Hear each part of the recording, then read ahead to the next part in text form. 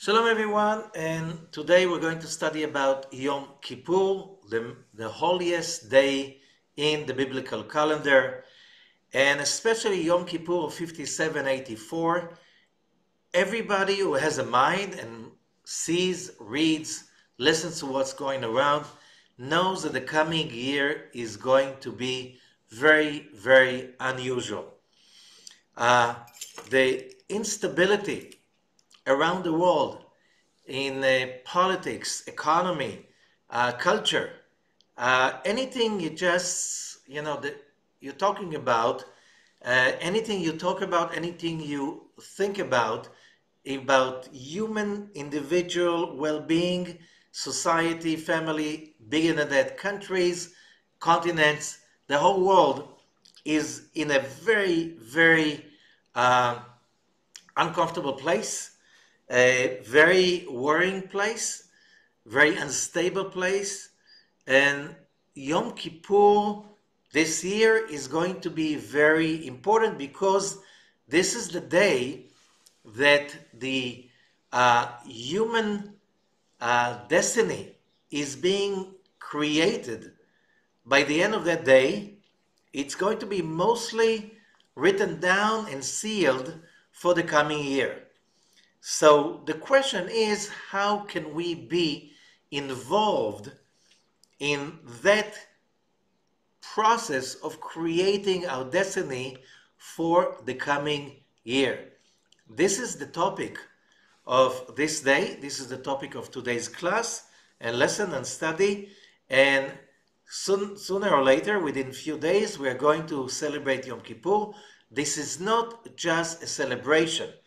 Yom Kippur is a day of which, as the sages are teaching us, on Rosh Hashanah, the first day of the biblical New Year, on that day, uh, the whole world, every human being is being judged. Who's to life, who's to death, who's by fire, who's by sword, who's by, and you know, the whole list. If you know the song, if you know the song of Leonard Cohen, that's based on that Rosh Hashanah and Yom Kippur prayer. The judgment is happening on Rosh Hashanah. However, this judgment continues for 10 days, and by the end of Yom Kippur, it is being sealed for every human soul. So this year we really have to be on alert to realize that we have a great opportunity to be involved in the creation of our destiny for the coming year. And because this year, we really need some source of protection, some source of safety, certainty that will take us for the rest of the year. And it is really the day that will determine if how much of the year we are going to be slaves to all the craziness around. And there's a random craziness, and there is a perpetual craziness that goes on for a while already, and there is also deliberate craziness, because that's the way to control people, to get them crazy, to get them upset. They don't think. They have too much noise. They can't see what's really going, and they're very easy to be controlled. And history has showed us that there are very, very strong negative forces around us. These forces did not stop messing up for the last century and on, and we are still facing many, many challenges in this great journey of humanity towards a world that is much more just, united, in harmony, in peace. But it's a very crucial year, the coming year, and it's part of a very crucial decade. Of this decade, the number 780, uh, this is which means the number 780. We are in 5,784. So the whole decade is very, very important because during this decade, things are supposed to change in a very drastic way towards more justice, more openness, more responsibility, and more connection to the most important thing, the purpose of our existence. When you live in a society that is so materialistic, it is very hard to let go of the religion of materialism and to really connect to a spiritual awareness that is basically much more safe. It's really safe, much more than being, living in a materialistic religion that everything is measured by physical aspects, while the metaphysical universe, the spiritual dimension, is so not important in our culture. Who are the people that really we adore as a society? Usually it's young people who somehow they sing well, or they tell good jokes, or they look good, and all kinds of stuff like this. This is such an era of idol worshipping, and whoever is connected to that, that's going to be very painful to let go of that and to connect to admiring people really of virtue, people that are really connected to real spiritual values and concepts. Humanity is making its way away from this concept, and the price is so severe. And somehow we have to start to make our way back home, and that's the name of the game, especially during these days and on Yom Kippur. And let's see how. So first of all, Yom Kippur is known in the Hebrew calendar, as we said before, as the most holiest day, and there are good reasons for that. It's the most holiest day. However, most people don't really get that day properly, because what does it mean, a very holy day?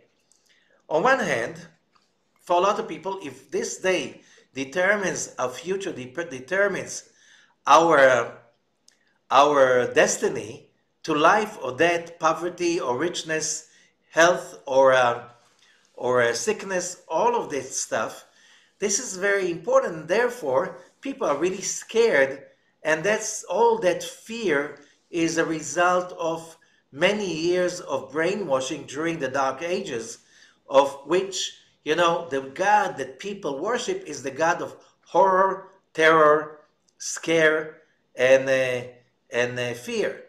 Okay, this God does not exist at all.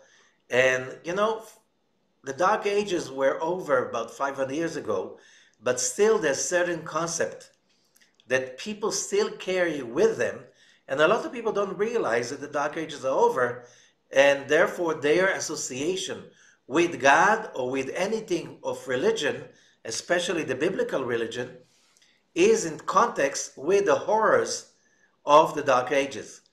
We are going to learn today the true meaning of Yom Kippur and the connection of it. And let us start with a few questions there, because we want to know what is Yom Kippur about. So the first question is, why is Yom Kippur so holy? By the way, if we go to the Talmud, at the end of Tractate Ta'anit, it is said very clearly, just in the last paragraph of Tractate Ta'anit in the Talmud, it is said very clearly, there were 2 days were the most happiest days of the year, Yom Kippur and the 15th of Av, the holy day of love. So here the Talmud is telling us very clearly that Yom Kippur is the happiest day of the year. Okay? How did we get into a day that people really get themselves to cry because they think the more they cry, the more miserable they feel, the more mercy God will have for them. And usually it doesn't work. This method does not work, and I'll explain why. So the second question, why Yom Kippur is on 10th day of Tishrei? Most of the greatest Jewish holidays, it's either on a full moon or a new moon. So we had Rosh Hashanah on a new moon. We're going to have Sukkot on a new moon. Tu B'Shvat is a new moon. The 15th of Av is a new moon. Is a full moon, I'm sorry. Passover is full moon. Why Yom Kippur is on the 10th day? Okay, because there is a connection to Rosh Hashanah, of course. And that's a question, how is that connected? And why is the Torah using the name Yom Kippurim in plural, although the name is Yom Kippur, but the Torah is using mostly the form of Yom Kippurim. Kippurim is plural of Kippur. Why plural? What kind of plural is there? You know, Kippur means the Day of Atonement. What's the difference saying the Day of Atonements? Okay, why to add the additional part that shows about plurality? Okay, so let's go to the basics of Yom Kippurim. We read from the book of Leviticus, chapter 23, verse 27. Okay, אך בעשור לחודש השביעי הזה, יום הכיפורים הוא. מקרא קודש יהיה לכם, ועיניתם את נפשותיכם והקרבתם משל אדוני. Also on the 10th day of this 7th month, there shall be a day of atonement. It shall be a holy convocation unto you, and you shall afflict your souls and offer an offering made by fire unto the Lord. Okay, that's the King James Bible version, but you realize over here that when it was translated, it says the Day of Atonement, although the original says the Day of Atonements in plural. Okay, so in our mind it is single. Why the addition of the plural? That's for again one thing. The other thing is, why the 10th day of the 7th month? How come you celebrate the new year on the 7th month? This is weird. So you have to understand, we have two new years, major new years in the Hebrew calendar.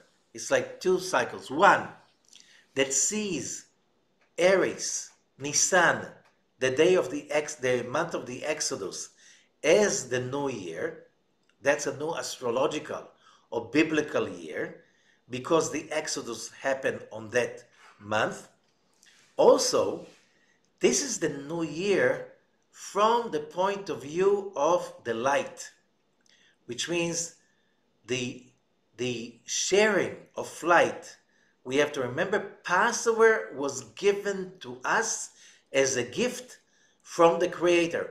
What did you do to get that amazing, unheard of, impossible miracle that a whole nation of slaves was delivered from the strongest empire of those days? Okay? It was all a miracle that came from above. So Passover is about something, a gift that is coming from above. And what we did, we had just to slaughter a lamb, okay? And eat it with bitter herbs and unleavened bread. So the proof to that it is the new year from the light point of view, it's a gift. We are just passive in that new year, is when we are calling that month in the Torah. If you want the source, you go to Exodus chapter 12, just in the beginning of the chapter. And you see over there, this is the month of spring. The month of spring in Hebrew, Chodesh HaAviv.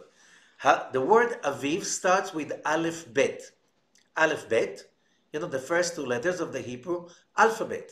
You know, in many languages, when you want to talk about the letters, the phonetical letters, most of them coming somehow from the Hebrew alphabet, especially because alphabet is the name for in many languages for their alphabet, but it has a meaning only in Hebrew. Aleph and Bet are Hebrew words. Okay, so you say in Greek alpha and beta, and you say that also in Russian, you say it also in English, and many other languages, because somehow most of the phonetical uh, uh, letter system all over the world somehow originate from the Hebrew alphabet. Now, Aleph Bet means from beginning, and that means Kabbalistically usually from above to below. So the Hebrew alphabet from above to below is Aleph Bet order. Now, if we come to the seventh month, seventh is always the vessel Malchut in the Kabbalistic terminology, the vessel, our part, the creation, not the creator. The creator is Aleph Bet, but the creation is a different, is from below to above. And that's why when you look at the name of the seventh month is Tishrei. Tishrei is Tafshin Reish.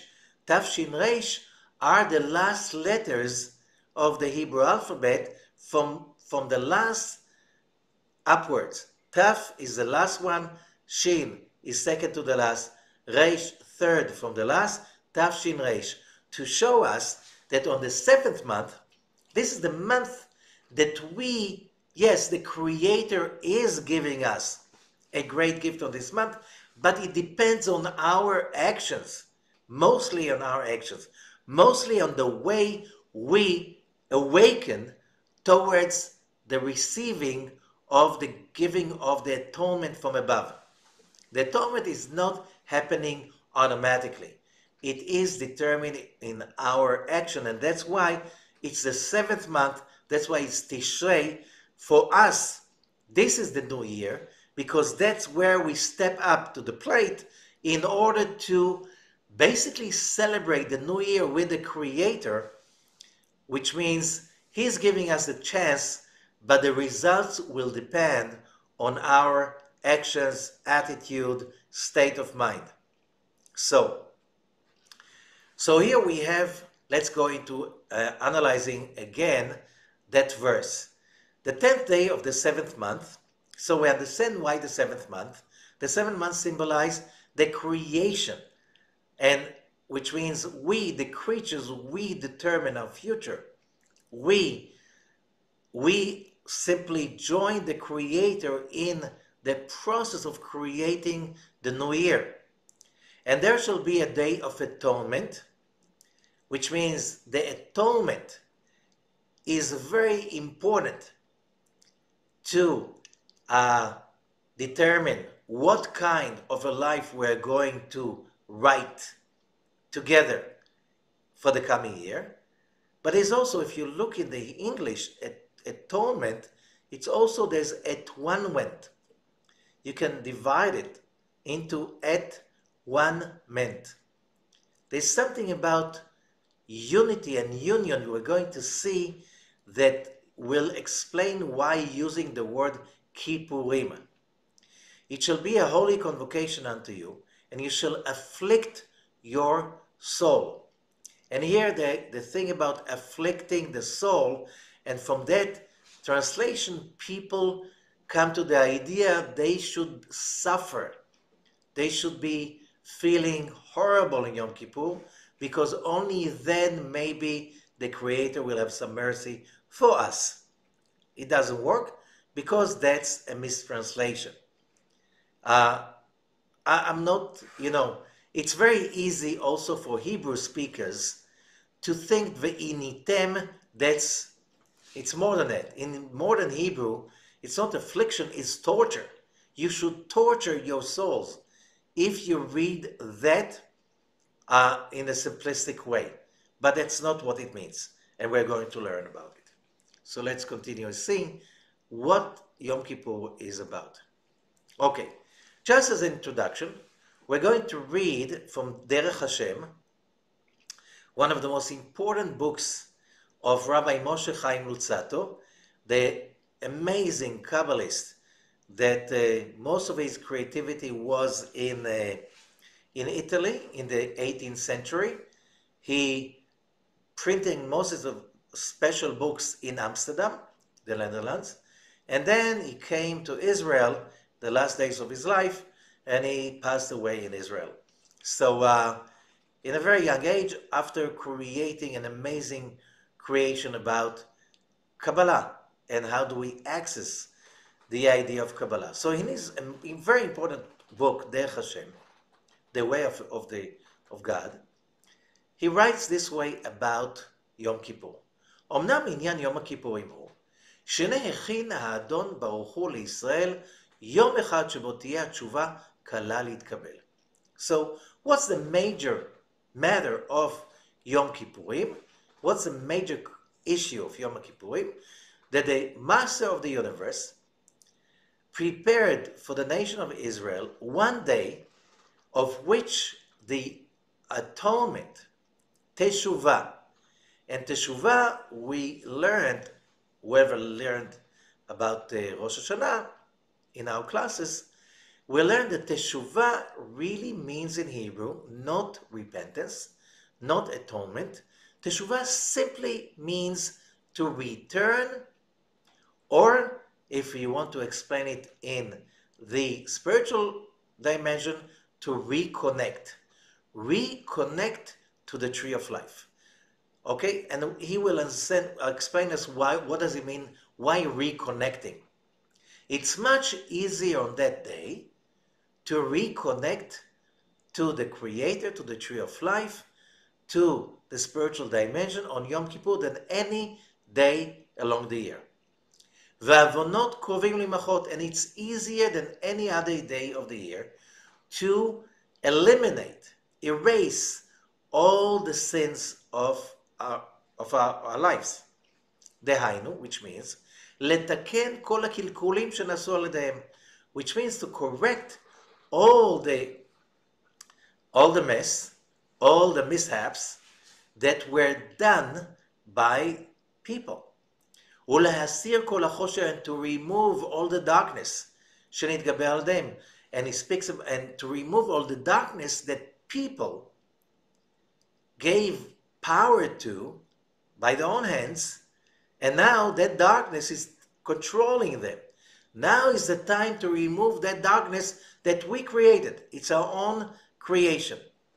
ולהשיב השבים על מדרגת הקדושה, and reconnect the people who are connecting to the realm of holiness and closeness to the Creator.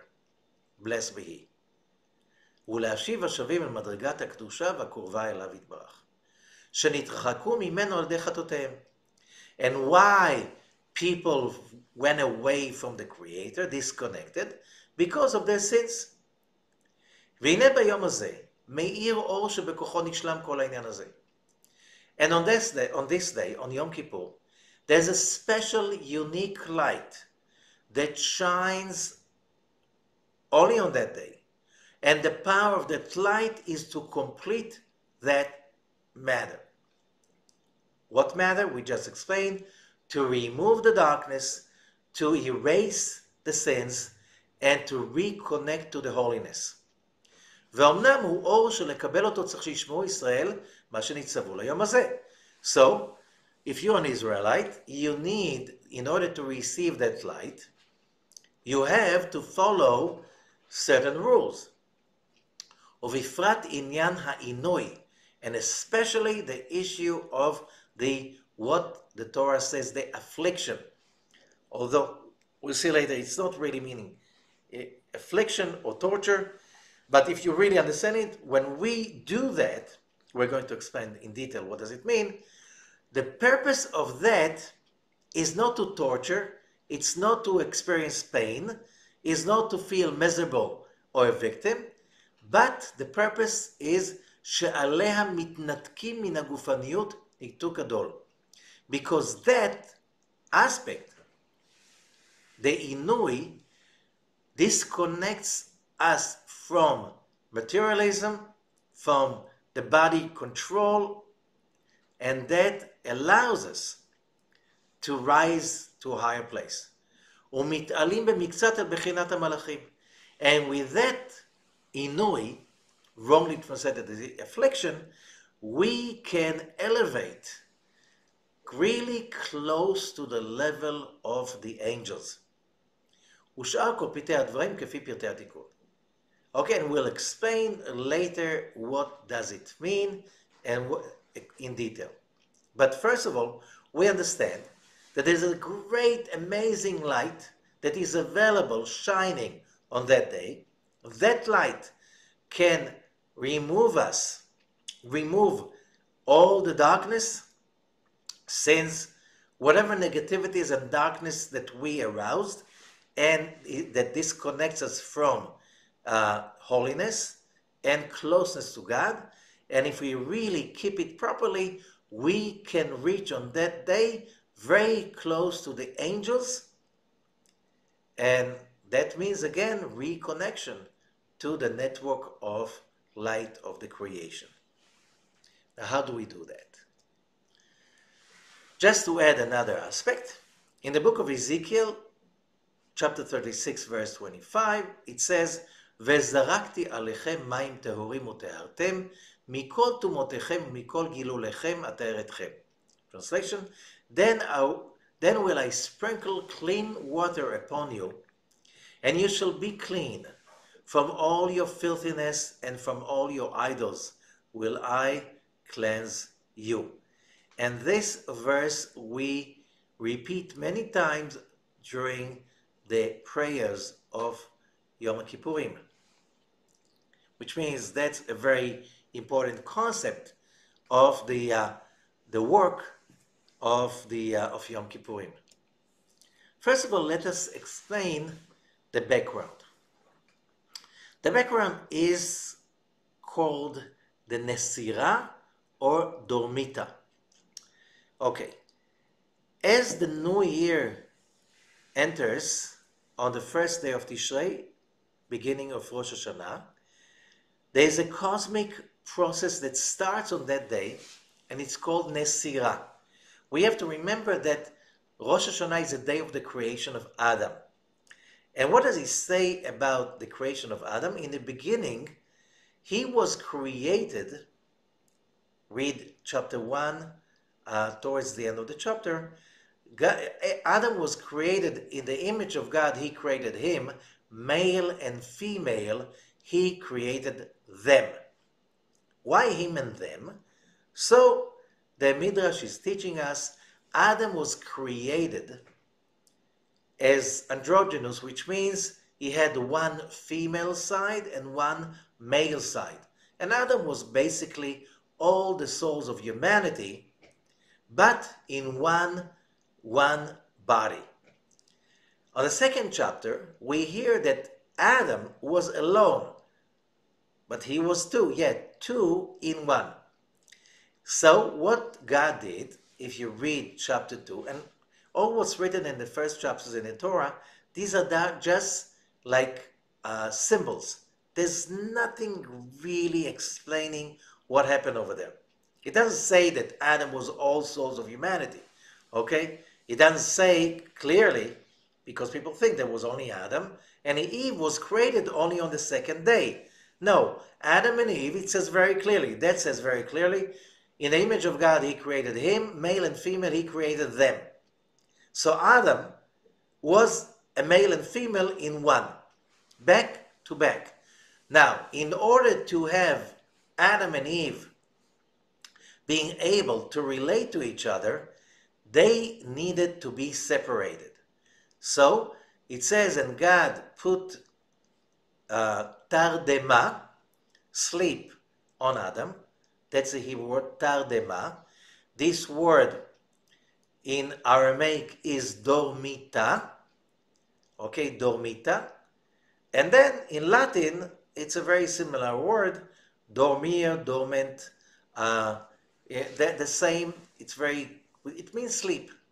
Okay, originally it's a Hebrew word, tardema. That's original biblical word. Now, when you sleep, there's a process that separates the soul from the body, the spiritual dimension from the physical dimension. Why? Because during the day, the two aspects of our individual existence, the body and the soul, they're not very much in good relationship, and it's a daily fight and struggle. By the end of the day, we are very tired. And we are tired, especially from the struggle within. So when we go to sleep, first of all, we're resting from that struggle. The soul is supposed to leave the body, and that's the sleep, dormir, tardema. And now, in the spiritual realm, there is a kind of tardema, but that God is somehow separating, which means it's an operation. And the operation is starting on the first day of the Hebrew month of Tishrei, from the first day of Rosh Hashanah, and that continues till Yom Kippur. It's about 10 days, 10 days, 10 stages, 10 Sefirot, 10 days of Teshuvah, of returning. And during these 10 days, God is cutting the judgment from Zer Anpin, the spiritual dimension of a human soul, and loading them upon Malchut, so it's going to be much easier for us to cleanse ourselves and get rid of all the negativities we accumulated along the years. So this is happening right now, in those days between Rosh Hashanah and Yom Kippur, and we just have to cooperate with it. And therefore it's easier during these days to do Teshuvah, which is atonement, reconnection, elevate ourselves, leave the curses behind, letting go the darkness, the pain, the misery, the traumas, letting go and allowing something higher, more holy, more spiritual to come in to replace the dirt that was accumulated who knows how long. So let us explain a little bit the system of human beings connecting to the spiritual realm. First of all, we have to understand the world we perceive with our five senses, with the logic of the five senses, it's not the only realm of existence. It's only a very, very, very limited aspect of the real universe we are part of. So if we're looking on the system, we look in front of you, see there are four major levels. Chokhmah is the top one, Binah is below it, Zer Anpin and Malchut. We live in a world that is basically Olam Asiyah or Malchut, which means the bottom of the scale of the frequencies of reality. We can perceive, understand, talk about, feel only issues that belong to Malchut, unless we start to train our spirituality, and that will open for us the awareness to the other dimensions above us.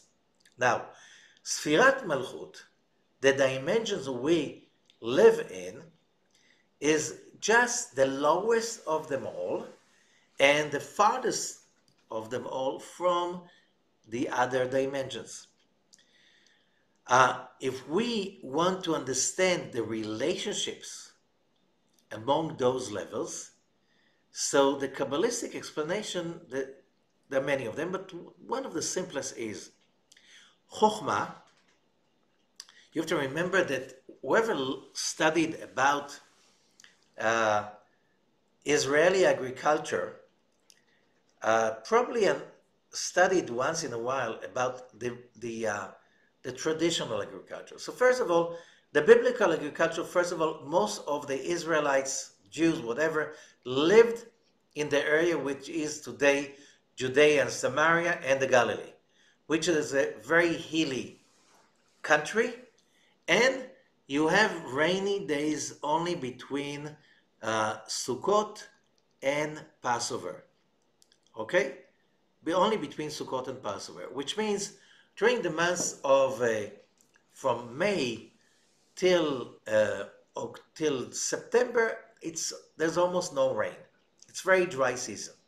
So how do you, and since during the biblical time, most of the population lived of the field of the agriculture, so that was very, very important. How do you sustain life in such a way when it's not raining? So the rains were coming during the winter days, and in this country, the rain is also the rain is the same amount of rain like in London, but it's all very much concentrated, usually no more than 30 rainy days during this time, as we said, between October to April. So how do you have rain? So how do you have water? So first of all, there are this system of uh, springs. And the system of springs works this way. Every village, every town, including Jerusalem, was living off or next to a spring. Now, the spring is divided into so the life system is made of 4 levels. There is the source of the spring, but those springs, you cannot compare them to springs in other countries. They're very, very minor springs, and they flow very slowly. So you have the source, then you need to have a pool that collects the water of the spring. From the pool, there's a system of pipes or aqueducts into the fields of the village and the households. So that's how you sustained a community. Now, because that was the daily vision of life, that's why you see in the Zohar the imitation to the spiritual system of life, which means when we're talking about Chokhmah, Sfirat Chokhmah, this dimension is basically the source of energy, life force, wisdom, everything. Okay? This is the source. Now, from the level that is called Chokhmah, from that dimension that is called Chokhmah, the life force flows down to a lower level called Bina, which is like the pool, which means it's a reservoir that has the great collection of water, life force. Zeir Anpin is the next level, and it's basically a collection of pipes that funnel the life force into the field. Now, how many fields are there? Okay, depends how many fields the spring can sustain. Okay, and then later on in the history of those hilly mountains in Israel, there was a very deep technology that was developed, and people usually dug into the mountain in the source to extend it into a long tunnel into the rock, so that collects the water better and the flow will be stronger, so you get more water in from the source to the pool. So you see many water systems like this all over the center ridge, the mountain ridge of Israel, from the Galilee all the way down to Hebron, even south of Hebron.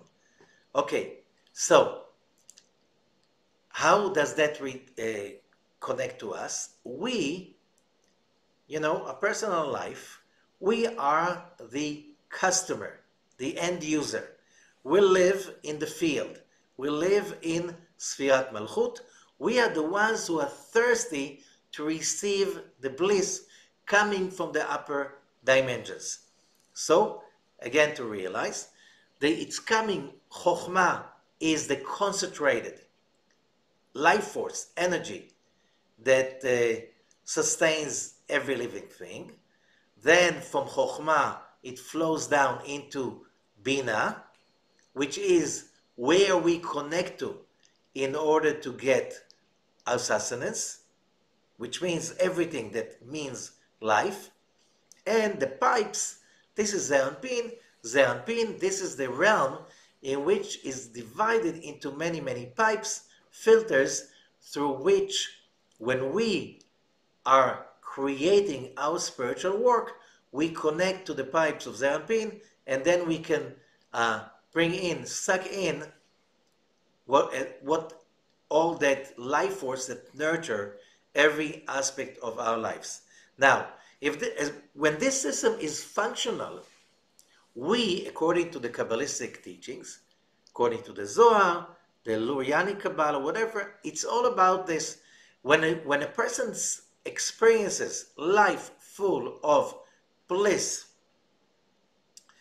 good fortune, and everything like this, it means that all four levels, Chokhmah, Binah, Zeranpin, and Malchut, are aligned together, and there's a flow all the time, and therefore you experience bliss, which means sustenance, health, good life, a life that feels that things are going my way and it's fortunate.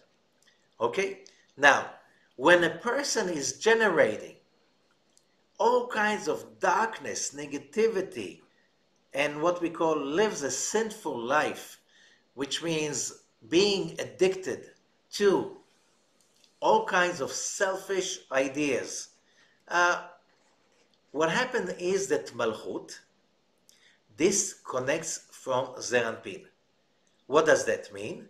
When the field is disconnected from the pipe system, then the field will start to wilt because there's no supply of water. Same thing when a person is into a state of generating negativity, either hatred, anger, blame, shame, selfishness, robbery, theft, dishonesty, all of those aspects that, from the biblical, you read the whole, 24 volumes of the Tanakh, and you realize these are the values that you are supposed to stay away from, because these values disconnects between Zeranpin and Malchut, between the pipes and the field. It means that the pipes are getting blocked and the field is not getting its sustenance. And what is the result? Life that is full of darkness and misfortune. Okay? And when we say Teshuvah, it means really to return the hay. Which hay? The hay, the last hay of the Yud-Kei Vav-Kei, the Tetragrammaton, which is the field. What happened? Malchut was disconnected. Teshuvah means Malchut is reconnected. Malchut means our reality, our existence. Okay. So, Rabbi Isaac Luria is teaching us, the great Kabbalist of the 16th century, why Yom Kippurim is in plural, because it is combining two frequencies of existence, Bina and Malchut. How do you see that? In the numbers. In the word Kippurim, you find three couples of letters that each one of them shows about another aspect. Okay? So you see over here Kaf, and you see Vav, the first letter. And this third letter, it's Kaf Vav. Kaf Vav is the number 26, and Kaf Vav is the Tetragrammaton Yud-Kei Vav-Kei, which is Zeranpin. As we explained before, this is the pipe system. Okay, let's go back. Kaf Vav, this is the pipe system, Zeranpin. Okay, now we have the second and the fourth letters, Pei Reish. They are the number, it's a number, 280. 280, it's a number that symbolizes judgments. Par means also an ox, which is in Kabbalistic language, is judgment. Okay, so 280 is judgment. This is Malchut. Malchut is the judgment. Okay, remember back, Malchut, as we said here, that's the fourth level, our level. which is in judgment, that we created, we generated. And we have Yud Mem, the last two letters. Yud Mem is 50. It's a number 50. And that is Bina, 50 gates of Bina. Okay, so that's Bina.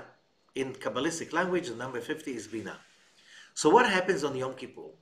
That all three levels, Ze'anpin, Malchut, and Bina, okay, remember, we have the pool, Bina, Ze'anpin, and Malchut. They are at one ment. Now you understand. They are joining together. What does it mean? That there's something magical that happens that day. It happens partially on Shabbat, every seventh day, but not as it happens on Yom Kippurim. Malchut goes up, joins to Ze'anpin, and then immersed itself in the pool, in Bina. Okay? So Malchut is right now, it's like soaked in Bina on Yom Kippur, which means the earth, the field, my life, that was thirsty, dried up, became so hard, so judgmental, so dried up, so no flow, no good fortune. Malchut is rising up. It's like you had a flower pot, you're growing something over there, and you forgot to, you couldn't water it for a long time, and now the soil is very, very hardened. If you just pour some water on it, the water will flow on the sides, and the soil will stay rigid and dry. So what do? You immerse it in, and you soak it in a bowl of water. Okay? This is till the earth, the soil soften up and soaks in the liquids. This is what's happening on Yom Kippur. We are all rising up, ascending to the source of life, to Bina, and it's like the Creator soaks us in the pool. So it does few things. One, we suck it in, we soak by immersion till all the dried up parts of our personality starts to get softer, not hard, rigid, and dry. They get softer and they soak in the bliss. The second thing, it's the holiness that we are reconnected to by soaking in the pool of bliss. That's what Bina is about. I hope that this example helps to understand the real concept of how powerful Yom Kippur is. So, Rabbi Ezekiel is saying just the name Kippurim shows us about these three forces, three dimensions that are coming to become one on Yom Kippurim. So it's all about unity. It's all about one-ment. And there's another thing that comes up with that. And this is from Deuteronomy chapter 8, verse 3, where it says, Lo al halechem levado yichyah adam, ki al kol motza pi Hashem yichyah adam. It's a very famous saying. Man doth not live by bread only, but by every word that proceedeth out from the mouth of the Lord, that men live. Okay, I don't know, I didn't hear English speakers speak too much about it, but in Hebrew, it's a very common slogan. Whenever you want to say that we cannot be only materialistic, we need something for the soul, something for the spirit, something that is more than just physicality, we use this verse. Lo al halechem levado yichyah adam. A human being cannot live only just the bread. And the bread is a symbol of all physical sustenance. You need something of a higher existence. But here it says the mouth of the Lord. What does that mean? So, Rabbi Zukluria is giving us a very important wisdom that you can find in Pri Etz Chaim, the one of the many writings of Rabbi Zukluria, and it says as follows: בכל ימות השנה, על ידי אכילתו ושתייתו הגופנית, שאנו מברכים כמה ברכות כמו המוציא וברכת המזון ויוצא בהם, הנה על ידיהן אנו ממשיכים שפע ומזון עם האלה אל מלכות רחל נוקבה דזרנפין. So, all along the year, when we eat and drink physically, food, water, beverages, wine, it's not just a physical action. When we make the blessings, and there are blessings in Jewish tradition, there are blessings, special blessing for every sort of food. If you eat bread, it's hamotzi lechem min haaretz. If it's wine, abure pri hagefen, and so on and so forth. It's a whole topic by itself.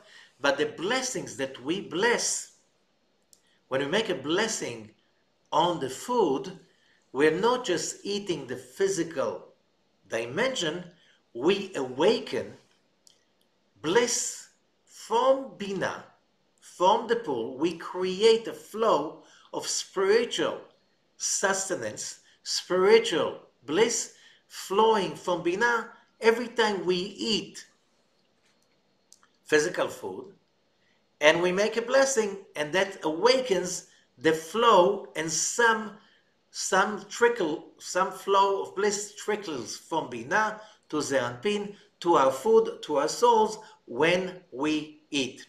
If we don't make the blessings, then we eat only the physical dimension. Okay, just the shells.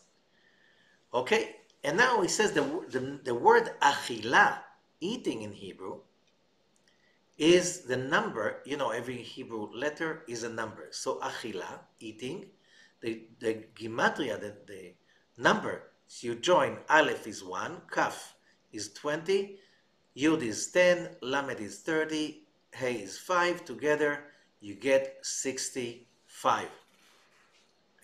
66 over here, okay? And this is aleph, dan, nun, yud. The name, one of the names of God is symbolized malchut, and when you put it together, you get, at 1, you get 66.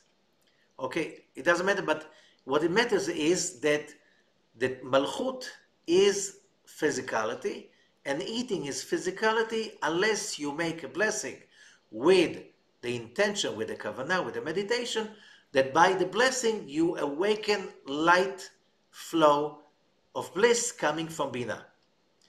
Okay, so when it's a physical eating, and when we make the blessing, we can bring in light and sustenance from the external aspect of Bina, the pool, the source of life. Ach b'yom HaKippurim, however, on Yom Kippurim, אנו נותנים לאכילה ושתייה ושארי דברים מסוד הפנימיות דבינה. But on Yom Kippurim, we're not connecting to the external part of Bina, we connected to the internal part of Bina. How do we do that? By 5 voices. What are the 5 voices?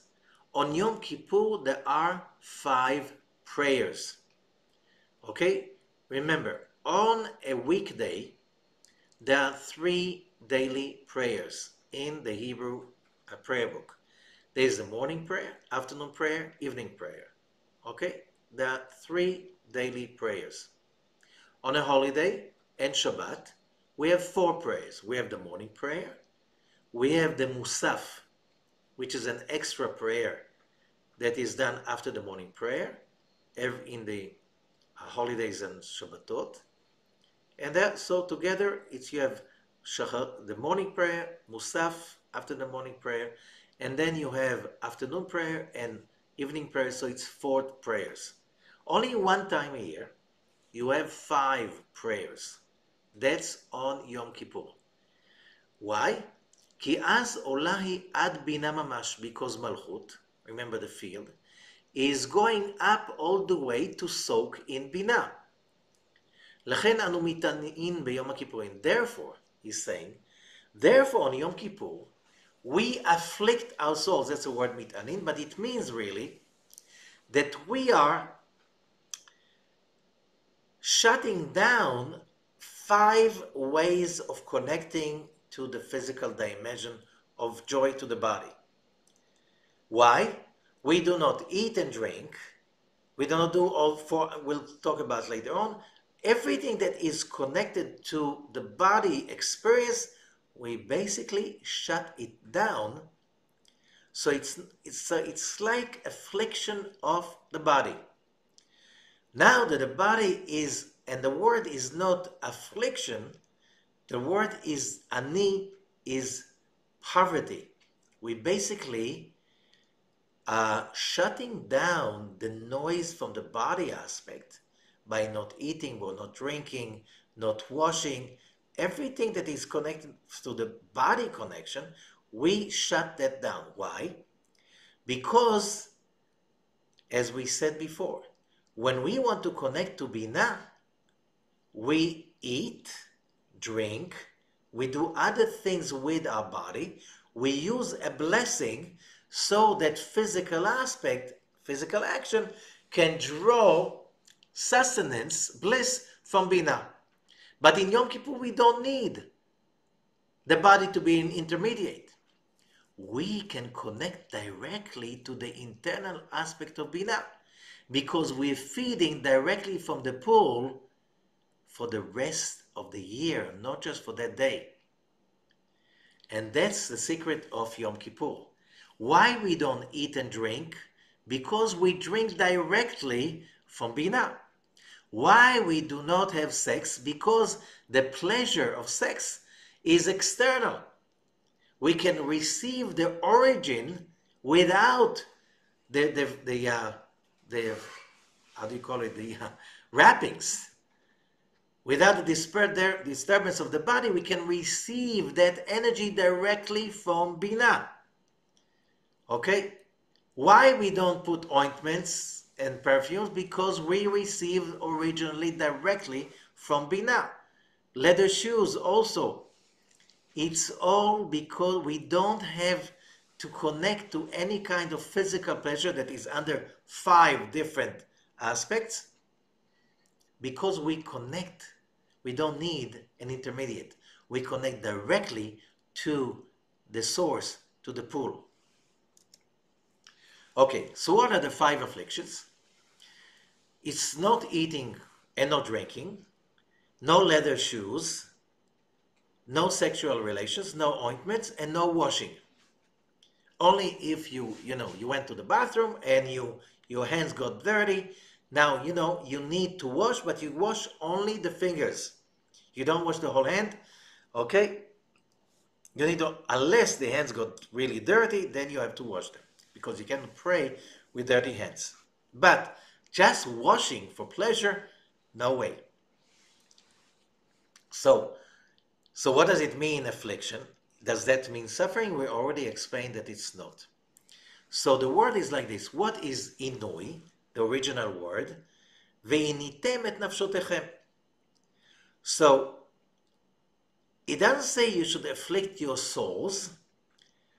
The Hebrew language is very rich, and there are 5 different words to describe the soul. Nefesh, Ruach, Neshama, Chaya, Yechida. And these are not synonyms. Each name shows about a different level of the soul. Nefesh is the lowest of them all. This is the part of the soul that is interacting directly with the body. Okay? So when we talk about the body experiences, feelings, and so on, we talk about nefesh. So when it says ve'initem, it comes from the word ani. Ani, ainun yud, poor, poverty. Which means we shut down, as I said. We make the body poor. On that day, we're taking a day off. Which means, you know how the body is like a little kid. I'm hungry. Do I want sour, sweet, salty? I don't know. Let's see what is there in the fridge. On Yom Kippur, you have a day off. Whatever the body is starting to, noise making, shut up. It's like, I have no time for you. Okay? That's Inui. We are basically making our body poor. We're not feeding any of the needs of the body because we are feeding right now the soul. We are feeding the real spiritual dimension of our existence. So why is that important? If you want to soar, ascend to Binah, you have to release the connection to the physical world. What's the connection to the physical world? That you need physical body in order to connect to any kind of fulfillment. No physical body on this day. You're not supposed to be really suffering. Just, it should be in a comfortable place. Should be air conditioned. It should have a comfortable chair. You should wear comfortable and whatever. But it's about, don't bring that to me. All the stuff the body is bringing all day long, every day along the year. On this day, I am having a day off.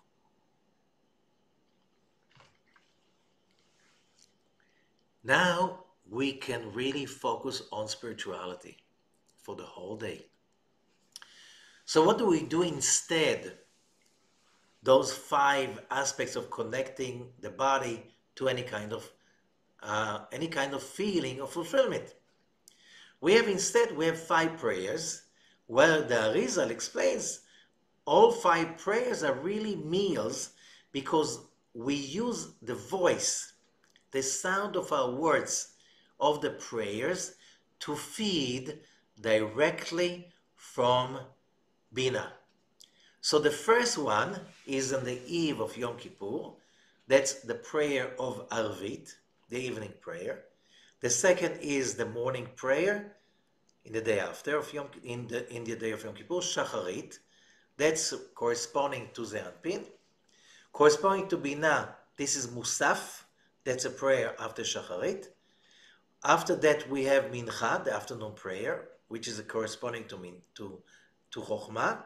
And then the last prayer, which is an additional prayer, Ne'ilah. This is the last prayer of the day.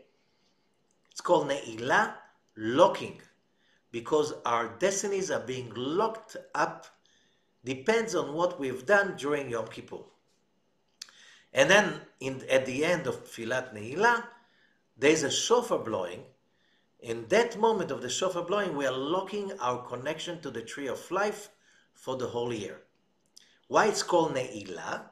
So, our great teacher, Rabbi Nissim Peretz, used to say, it's like we asking God, God, please, we rose, we went up, we flew up, we ascended, and we simply flew up to that place of true freedom, Bina. True freedom because all in the pool, all the light and the bliss is like angels. We became like angels. We are free like angels. Lock us in this position for the rest of the year. That's Tfilat Ne'ilah. And that's the blowing of the shofar. And the blowing of the shofar is the blowing for freedom. If you read the Torah, the shofar of the end of Yom Kippur is the blowing for the connection to Binah. That's also the symbol of Jubilee. What is Jubilee?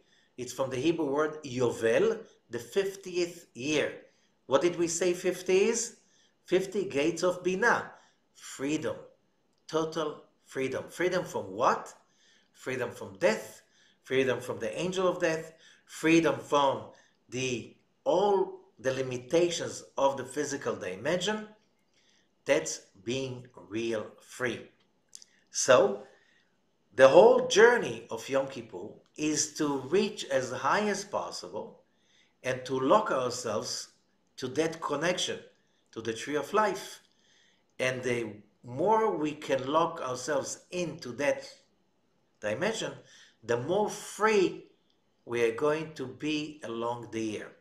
Free from the fears of, sickness, what other people will do, what other people think about us, lack of sustenance, lack of all of those fears. We know what kind of emotions we are subjugated to, we are addicted to during the year that rob us from our freedom. Yom Kippur is the day of freedom. So we can leave behind us as much as possible of the physical world. So the more free we become on Yom Kippur, that kind of freedom we're going to experience. It doesn't mean we don't have to go to work. Yeah, but there's going to work and there's going to work. Some people go to work because they love what they do and they do what they love.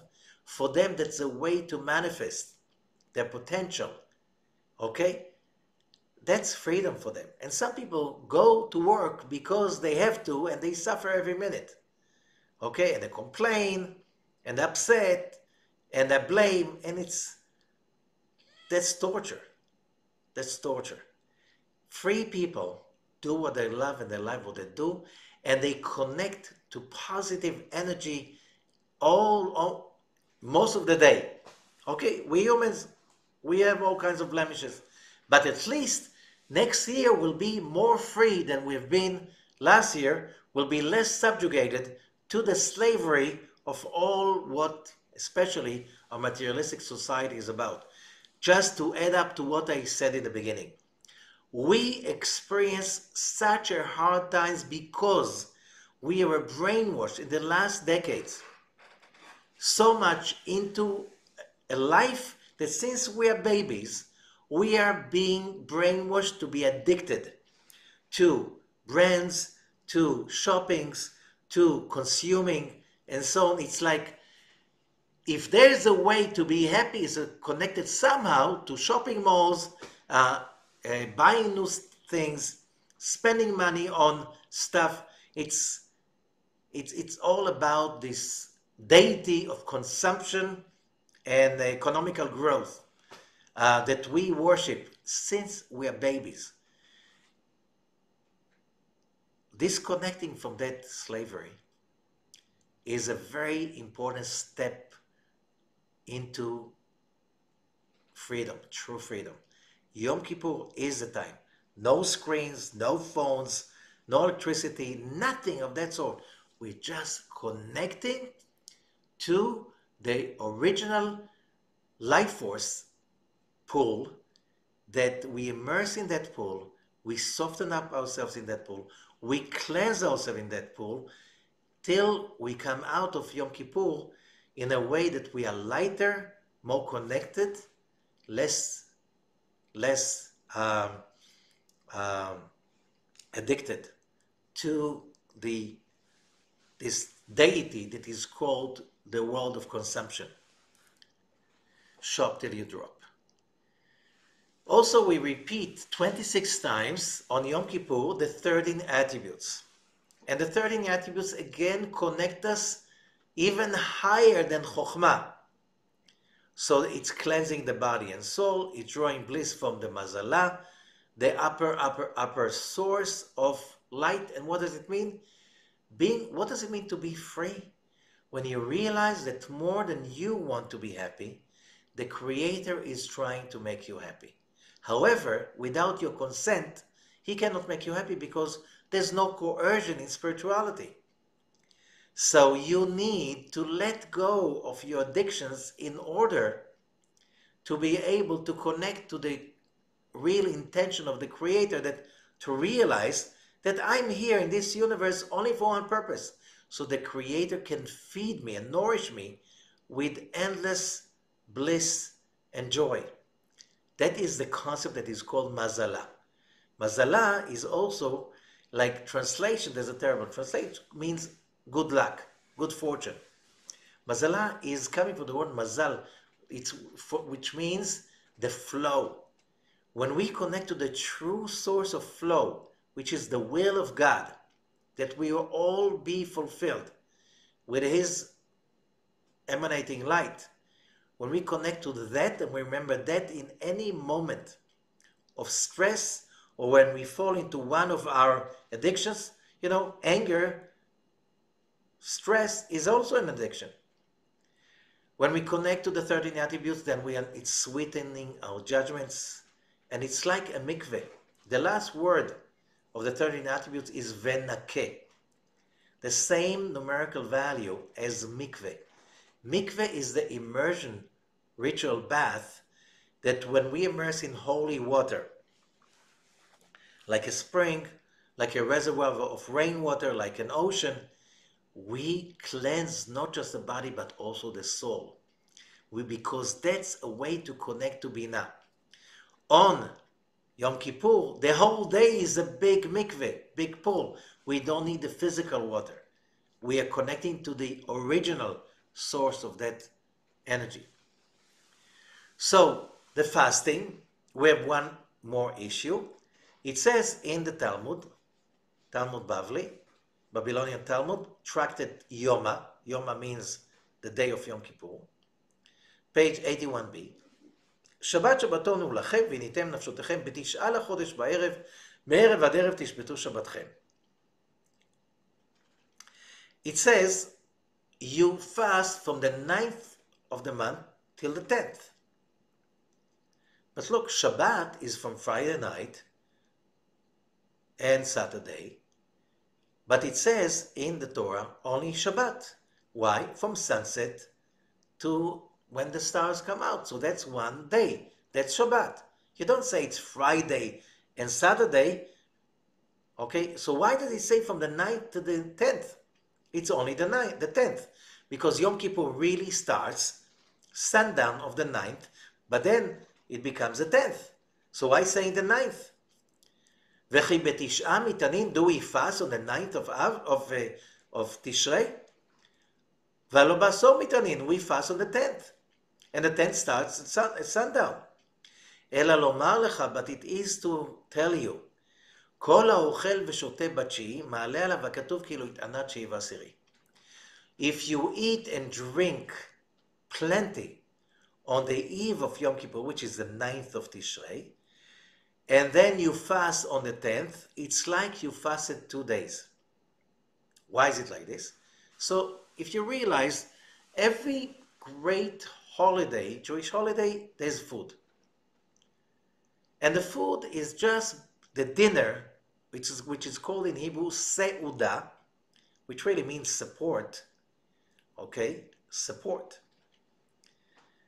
How do we support? The light that is coming in, the holiness is coming in any Jewish holiday, you need to create, remember the food is a vessel to bring in the nourishment, the spiritual holy. So when we make the blessing over the bread and the wine, and then we eat the rest of the meal, it's called seudah because it nourishes our souls.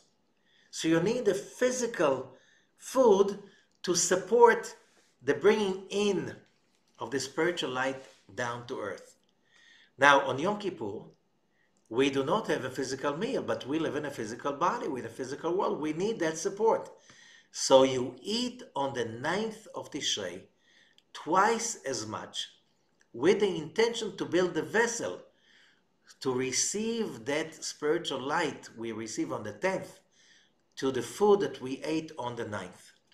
That's why it says you should eat double. You should have at least 2 meals on the 9th, the eve of Yom Kippur, and finish them before sunset on the eve of Yom Kippur, the 9th, and then the holiday comes, you are ready. You build the vessel. There's another thing on Yom Kippur. On Yom Kippur, one of the major actions on Yom Kippur was the scapegoat, which is a very weird story because it's dealing with something that we are really, really busy with today. It's about global warming. It's environmental pollution. It's global violence, epidemics, and plagues. All of that, the Zohar is saying, because of accumulation of negative human activity. So if you think that just by eliminating CO2 emissions, you're going to solve the world problem, no. We all know that all of the global pollution is a result of greed, and hunger for power. And also, even the global warming religion, it's all about hunger for power, to control more and more sources of power around the world. How do you cleanse that? So during the Yom Kippur, if you read the biblical Yom Kippur, it says that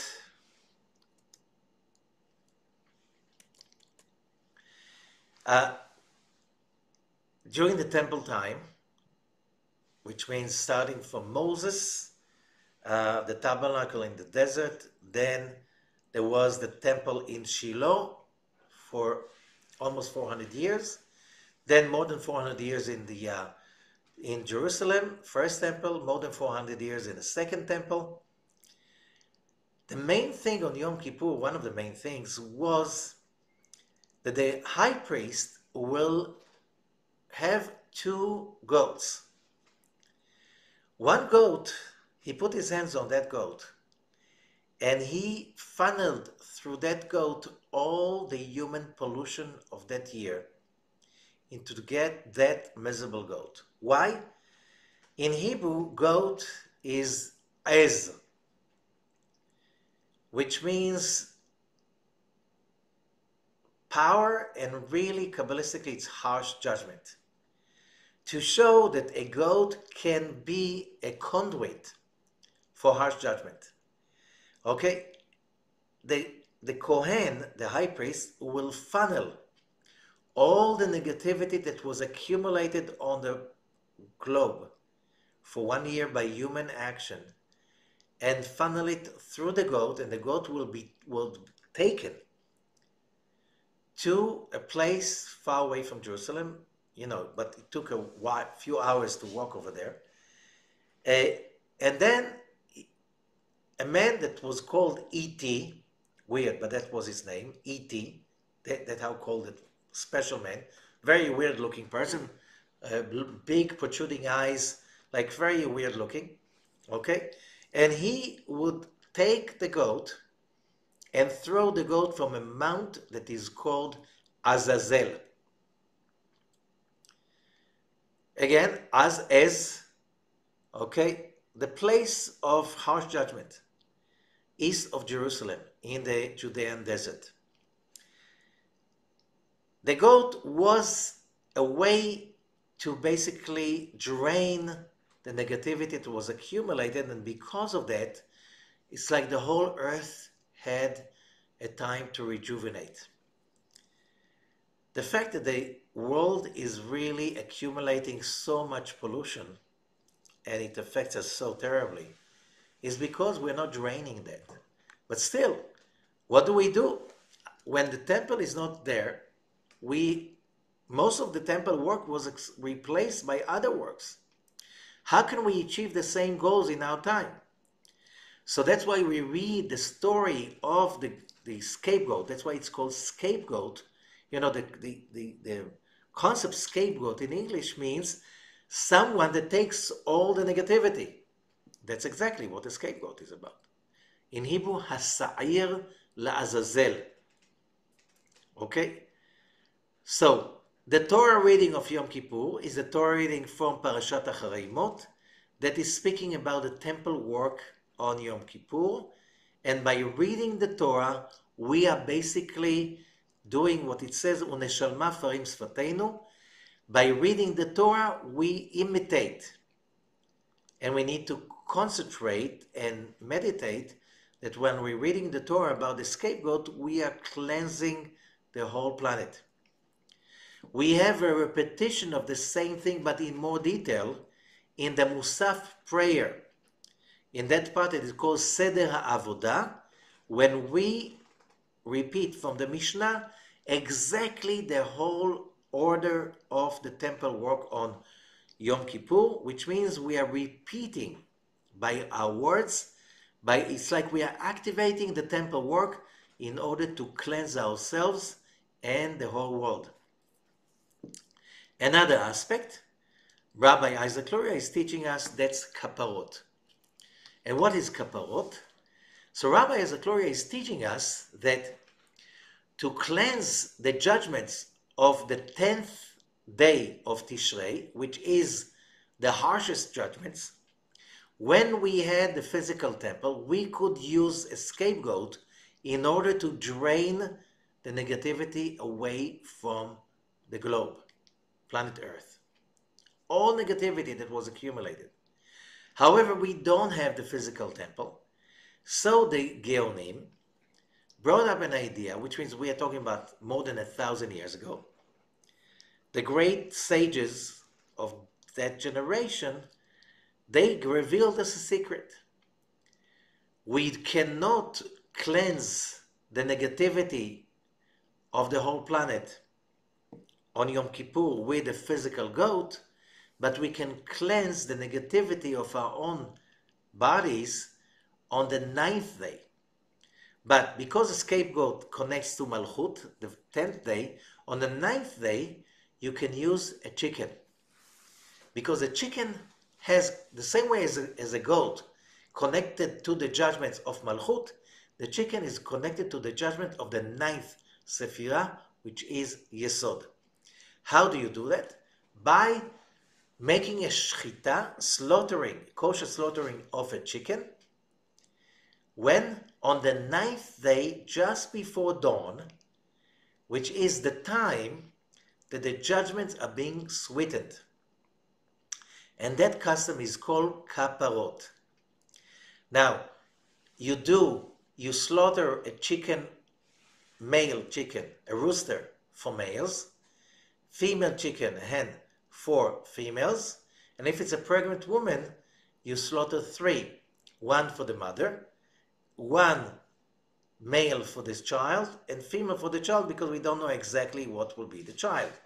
So 3 for a pregnant woman, and all males of the family, 1 rooster for each, 1 female for each. Now, when it used to be, in all the time, like, just 50 years ago, 40 years ago, very few people did that. Because like every little village, every community had its own shochet, their own few people who knew how to do the slaughtering properly.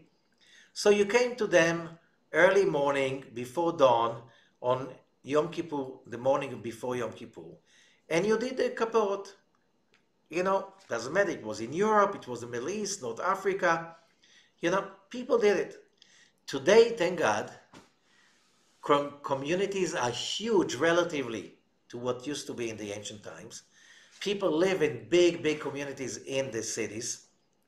It's so unpractical, you cannot, remember, when I was young, that was very easy. Later on, it became impossible.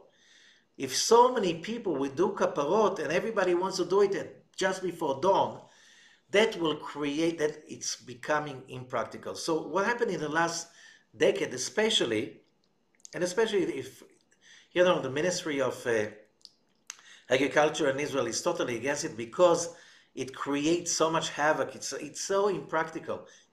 And then the shochatim will be so much stressful. And he cannot concentrate because there's so many. So what came up is that usually some rabbis do the kaparot for the congregation. You simply give the name, you make a donation on the worth of a chicken on that time, and that money is being donated, so you can, and the chickens are also donated to poor people. So you basically did the kaparot by, the rabbi takes your names, the names of the people, and meditates on, so he makes 1 chicken for all the females, 1 chicken for all the males, and by this we save a lot of we can find, you can do it, but without killing everybody. Okay, so whoever wants to that I will do kaparot for him or the family, simply in the bottom of the of the of the of the YouTube link, in the bottom you'll see in the details, you'll see the link for kaparot explaining exactly how to do it, how to send a donation, what to say when you do it, and how, and we'll do it for you. Okay.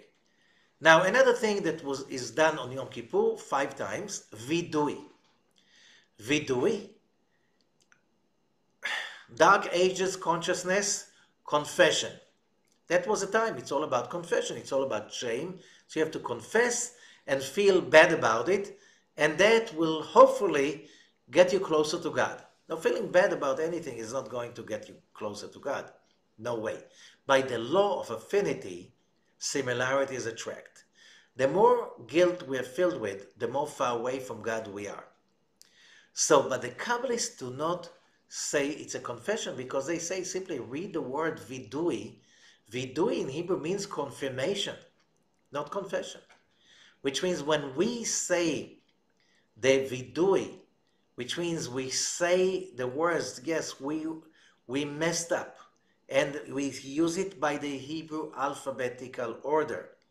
All the sins we could have made. And we take our right fist and we hit on the heart. We're not hitting on the heart, oh, we're blame. The right fist, the right hand, is chesed, loving kindness. And what we do and where we are collecting the judgment, usually in the heart. We take it to the heart. So we take the loving kindness, 5 fingers of the right hand, and we wipe those judgments by saying, oh, we sinned. We did this, we did this, we did this.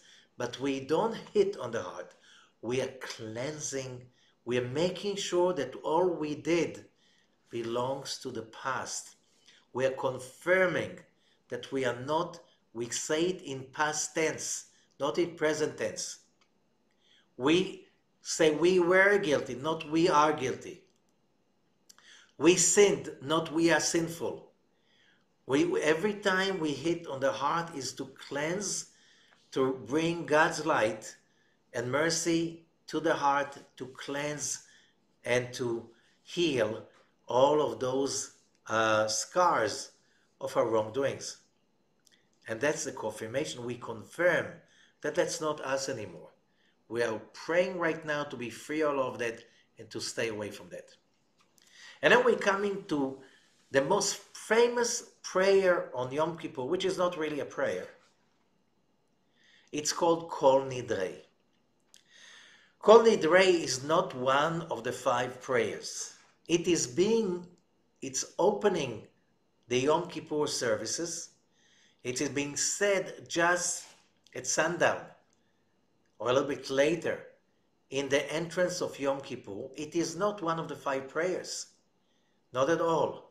This is more like a court appearing.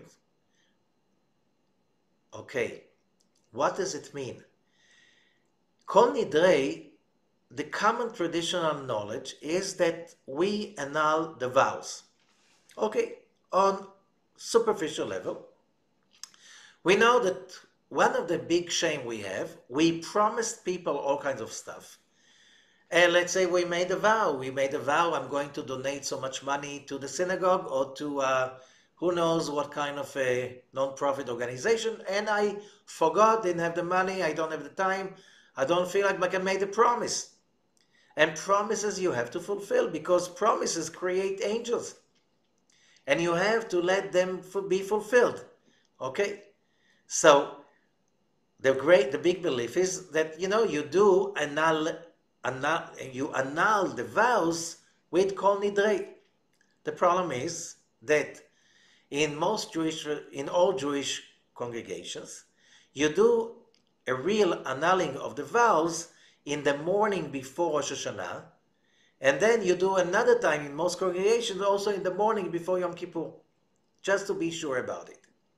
Okay? So if you did twice already, the annulling of the vows. You know, some of the vows I don't even remember that I made. I promised somebody. And by the way, we have a lot of guilt. You know, I promised my child that I'll come to the to his to this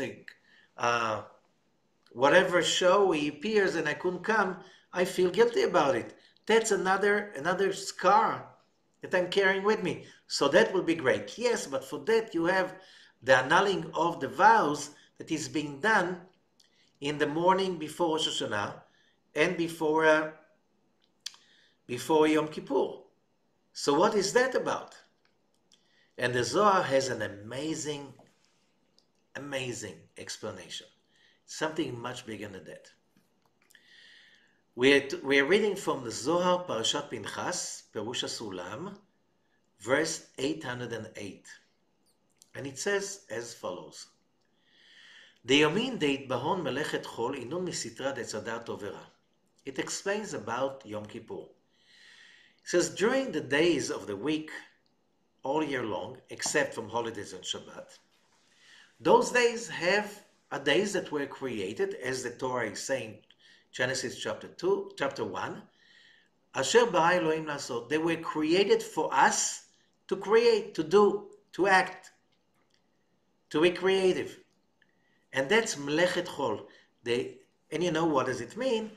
In every work that we have, there is a good and evil. We have to separate. It's always about fixing stuff, so you're dealing with dirt. You know, we're dealing with dirt. It doesn't matter what you're doing, but let's say you're a carpenter. So there's a lot of dirt being generated. You're doing in law. There's a lot of dirt being generated when you do law. You can't help it. And you have to put things together and finally clean it up. So that's the weekly work. And that is because the weekly work is correcting the sin of the tree of knowledge, which is good and evil. And we have to separate the evil from the good. And in these days, and the Zohar is giving here a very powerful image, it's like Moses' staff that was turning from a staff. What's a staff? It's a magical wand. You can create magic, you control the world, you can do things, amazing things with a staff.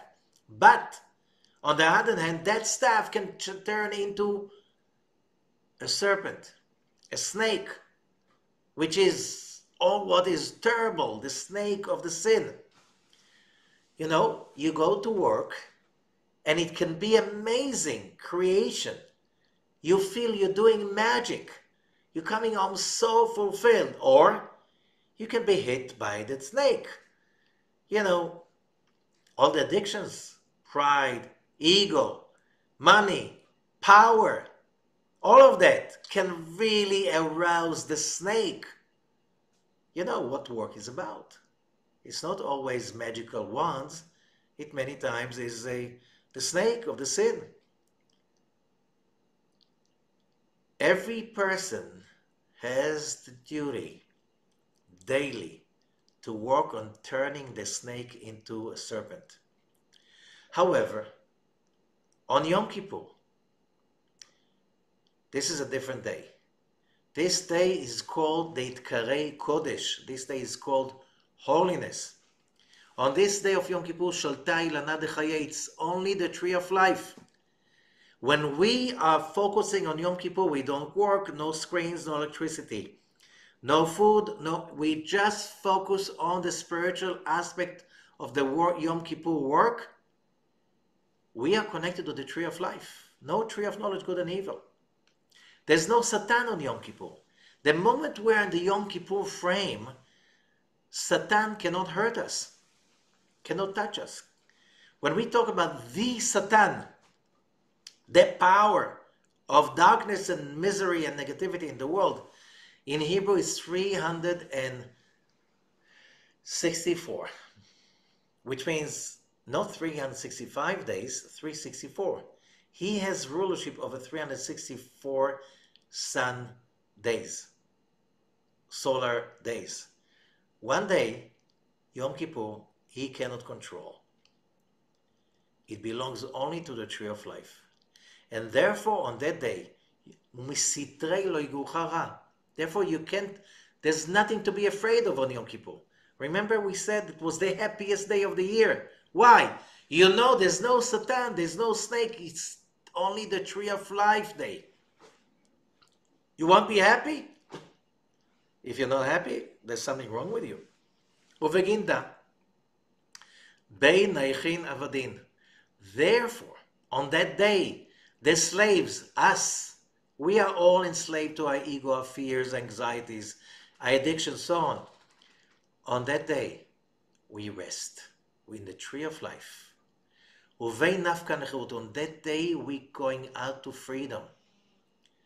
Bei nafke mishal shalom. On that day, we're going out of our chains. This is how powerful Yom Kippur is. And therefore, on that day, the Zohar continues, Inun deit alayu gzardin beneder uvishvua. Kol nidrei is a text that the whole congregation is saying together with the leader 3 times. This is not a prayer that's annulling vows. But why we say together?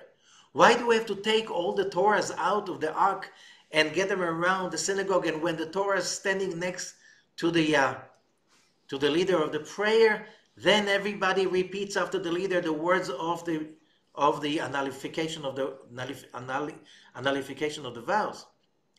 Because it says as follows: Inun deit alayu gzardin beneder uvshvua. Uvegin dat tekinu lemimar bekol nidrei v'esrei. There are those people that there is a judgment hanging over them. And why it's a vow? Because remember, when the world was created, and we were created in His image, but we couldn't take the free gift of the light of God. We couldn't take it. So we made a vow. And the vow was, we don't want free gifts. We want to go to a world of testing, the world of darkness, malchut. So when we connect to the light of God, we made it. And when we hurt, we want to pay for it. We don't want free gifts. And that vow is hanging over us. So all the misdoings, all the negative dark angels we generated and created along the years, past life, past years, last year, and now because of the karmic laws of the universe we created, now those judgments are going to hit us in the coming year as a law of cause and effect. We are now annulling that vow. We are right now canceling those vows flying in the air on the way to us like a missile flying, a ballistic missile flying towards our direction. So basically Kol Nidrei is the Iron Dome. We fly up to the air. How do we do that? We take the Torahs, and the Zohar says the Torahs are connecting to Zeir Anpin, to the air, element of air. It's called Nedarim Pochim Ba'avir, vows flying in air. The Torah is connecting us to Zeir Anpin. We take the Torahs out. The whole congregation is experiencing the Torah being led around them. And now we're standing with the Torahs on the bima. And as a whole congregation, we say we are nullifying right now all vows. Nothing, they're all annulled, don't exist, and they're not going to come at us anymore. And that's how powerful Kol Nidrei is about. When it says, but that means that the congregation must be united. Because when we're united, we become a righteous person because we complete each other. Each one is by himself, there's a little problem because no one is perfect. We know no one is perfect. Only when we're united, we are like a perfect righteous man. And then we continue. So all of these, that by the way, this Zohar is the most ancient source for the tradition of Kol Nidrei. All of them, Kulhun Yon Shvitin Ushvikin, this is the words of Kol Nidrei. All the vows, all the Isarei, that means all the what we forbid ourselves, all of them, Kulhun Yon Shvitin Ushvikin, all are going to be annulled. Lashirim Velakayim, they don't exist. They never existed. Oveginta, and because of that neder, the Hashem, דהיו תפארת ושבועה דאלוקים ממלכות ועבדו על גלותה ללון בחוכמה ובינה יון שביתין ושביקין לא שירן וקיימין. So we have the power to annul all of these judgments coming our way for the coming year. ונסלח לכל עדת בני ישראל, and it will be forgiven to the whole congregation of the children of Israel. That's why it says chesed is water, chesed יהיו מים, גבורה אש, judgment is fire, tiferet avir. And tiferet is fire, is air. ובגין דאו כמוה, מראה מתניתין, that's why we say heter נדרים פורחים באוויר. This is a nullification of the vows flying up in the air. What's the air? Remember when we said that there are pipes? What are the pipes? Zeranpin. This is the element of air, which means all of those blockages that are supposed to block our life force during the year, we come up and we simply annul them. They don't exist. They cannot block the flow of light anymore. So basically, this is what Yom Kippur is about in a nutshell. Shana Tova, Gmar Chatima Tova, all the best, unless there are some questions.